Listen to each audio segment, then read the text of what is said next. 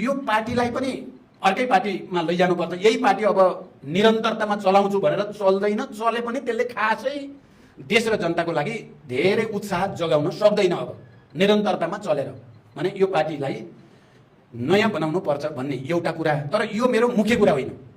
मेरो मुख्य कुरा के हो भने हामीले गल्ती कहाँ गरियो, गल्ती सानसाना गल्ती गरियो मात्रै भनेर त भनेको भनेछौँ हामीले गल्ती गरियो अब गर्दैनौँ भने त फेरि उही गल्ती भनेपछि हामीले ठुलै गल्ती गरेका छौँ कहीँ। त्यो ठुलो गल्तीभित्र छिर्न हामीलाई मन छैन। त्यो ठुलो गल्ती भएको रहेछ नि भन्ने बुझ्न पनि मन छैन।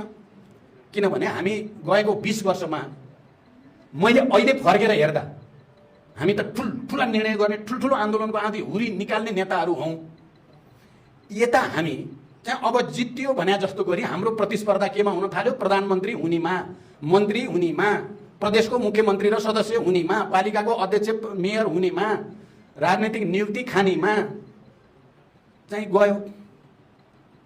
हामीलाई लाग्यो जानै त पर्यो। अब यो लाइनमा आएपछि त अर्को त के उपाय छ भने जस्तो भयो।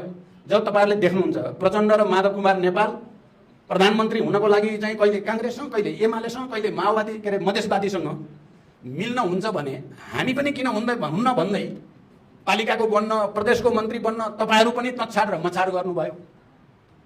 पार्टीका नेताहरू नै चुनाव जित्नको लागि दलालहरूसँग पैसा मागेर खर्च गर्छन् भने हामीले पनि पैसा मागेर खर्च गर्न किन नहुने भन्ने लेसन तपाईँहरूतिर सम्प्रेषित भयो क्या, थाहै नपाइकन।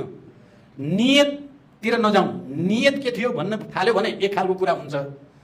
तर परिणाम के भयो भने हामी सबै चाहिँ पदको निम्ति, प्रतिष्ठाको निम्ति, पैसाको निम्ति, स्वार्थको निम्ति सम्पूर्ण तागत लगाउनेमा भइयो।